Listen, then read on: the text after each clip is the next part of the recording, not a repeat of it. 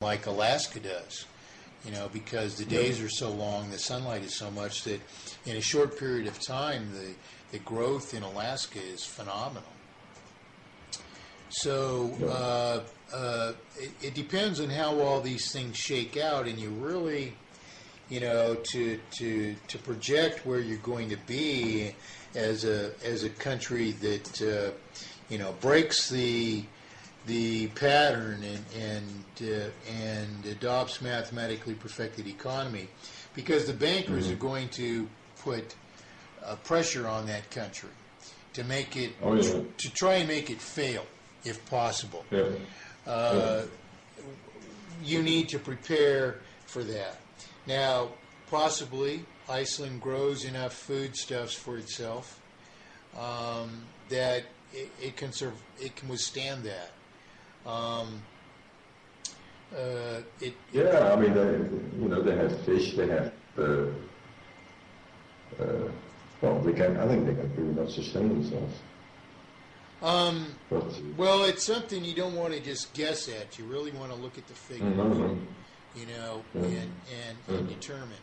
A country that's least well positioned to adopt mathematically perfected economy, if the bankers are going to shut down that country by refusing to buy from it and refusing to supply it, which they have the power to do because they've invested in the corporate takeovers of farming land across the world, the imposition of the genetically modified foods, drug industry, just the list goes on. Electrical power, water, purification. They own so much because that they are in a position to artificially bring down a country, and that's what kind of people they are. If we force their hand, we're also going to be, quickly pointing a finger at them that that they're doing this to artificially shut down that country, and that's going to, if the world wakes up to what's going on, that's going to wake up the world to the fact that we need to react against the banking system. And bring them down everywhere simultaneously, to save countries. And this is why we need to get the word out, because people need to understand that, these people are that evil, that if they weren't, there would be no reason for us to scheme this way. Iceland would go on simply, or any country would go on better off than ever before. And we need to talk about this more with Vincent over there in Ireland, because Ireland's in a similar position where it could possibly bring down the European Union. So we need to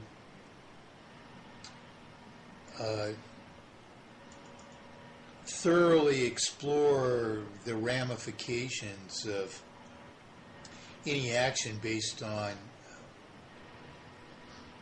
what Iceland's or Ireland's or any other country's exports are, what their trade situation is, who's in command of that trade, what are the chances or likelihoods of the banking community shutting down that trade, and because it's a balance of how much we can accomplish. We have to ready the common monetary foundry of the country, and in the case of Iceland, for instance, we have this failed bank, Icelandia, I think, Landsbanki, I think they call it. Landsbanki.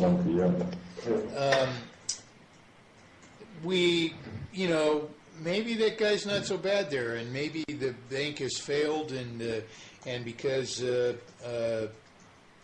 because the people are being held accountable. The people could demand its software and IT infrastructure that they own it then. And we could use that bank as the as the beginning of the common monetary foundry. The people could confiscate it. You know. Well, it's from them anyway. Right. So yeah, but whether or not they would turn over control of this infrastructure, and here we have, you know, 3 or 4 software engineers and IT people in this IFRI situation. So what we could do is say, okay, turn it over to us, and we'll make it the common monetary foundry of the people. We'll change its name. We'll pay the debts of the people. I'm not saying how, or maybe even saying how. This is how we're going to pay the debts of the people that are claimed against us. And so we could then, you know, peacefully and in a gentlemanly manner, just take over and convert this Landsbanki into the common monetary foundry, use its very software to do that, support e-commerce. I mean, shoot, that would be, you could support e-commerce for free. It's unbelievable what vendors are paying to these thief-like entities for e-commerce. You know, every country that does this is going to increase its trade, even internally, so much. It's incredible. You know, we're going to reduce our mortgage payments to approximately 12th. At the worst case scenario, most of that debt is actually going to be considered paid when we count prior payments of interest toward principal, which is the only right resolution of prior artificial indebtedness. That's going to free up so much circulation to sustain further commerce. You know, we could basically you could say, you know, that in very basic ways of reckoning, you know, we can project that we could increase our prosperity about 12-fold immediately. So this, you know, we need to get our hands on the figures for the country. You know, what its industry is, who owns it. We need to know, who do we trade with? What outside countries do we trade with? How much of that trade will continue? And how do we determine, you know, or project what our expectation for that is? What are the ways that the banking system might interfere with our trade as a strategy to perpetuate their graft against us? You know, we need to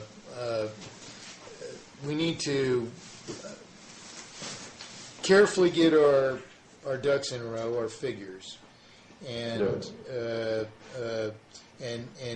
pragmatically take a look at all these things and say, okay, yes, they can affect us here and there, but we can survive that. Furthermore, we can combat that. We can push Alcoa Aluminum out of the picture if they won't persist in trade with us. We'll just lower the cost of our ore to this, and that will make it irresistible for XYZ company and wherever, Europe, Africa, Russia, China, to purchase our aluminum ore. We'll cut Alcoa out of the picture then, you know. Yeah, we go to Chavez. I'm told that I've heard pretty extensively from Venezuela recently, and I've been informed in no uncertain terms that Chavez is not our man. Right. That he's nowhere near the good guy that we think he is. So we have to,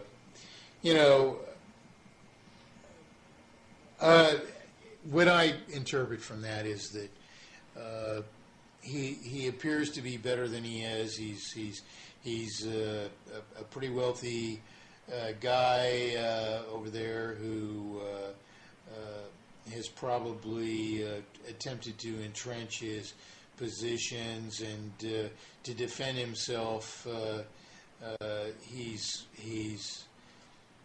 not really representing the people, and he's selling them down the rivers in ways, and it's very tense over there, the political situation.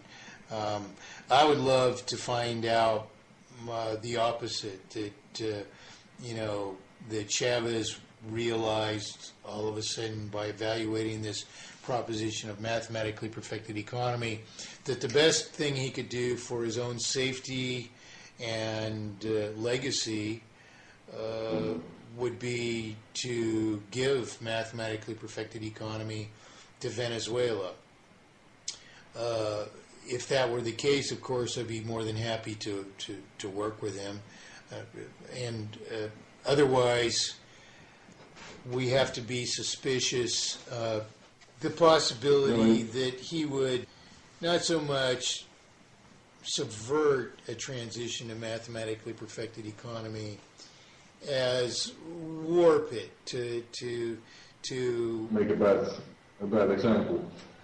Yes, and largely because of, say, political commitments, which already exist, or fears that when he finally steps out of government, that he wouldn't be protected for other things that he's done, unless he warps it this way or that. You know how politics is.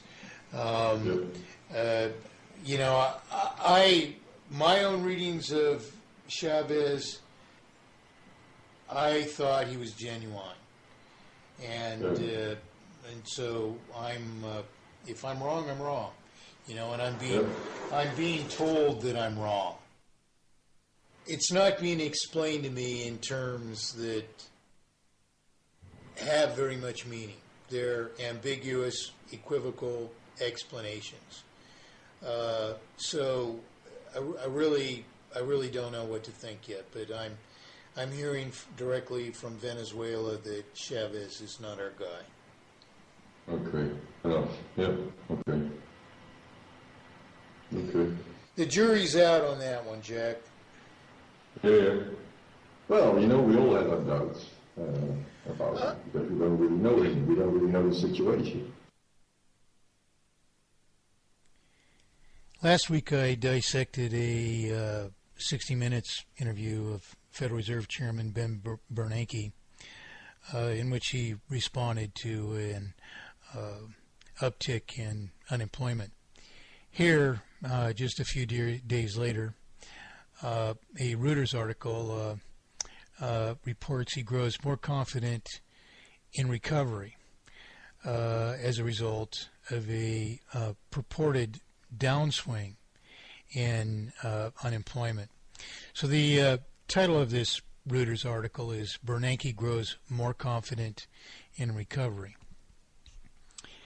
The headline is "The U.S. economy may finally be hitting its stride even if growth remains too weak to put a real dent in the nation's jobless rate," Federal Reserve Chairman Ben Bernanke said on Friday. The article goes on to state even explicitly, offering no real clues on the future direction of monetary policy. Bernanke sounded cautiously more upbeat than he had in his most recent public remarks. He cited improvements in consumer spending and a drop in jobless benefit claims as hopeful signs a languid recovery was perking up. Let's just break there. A drop in job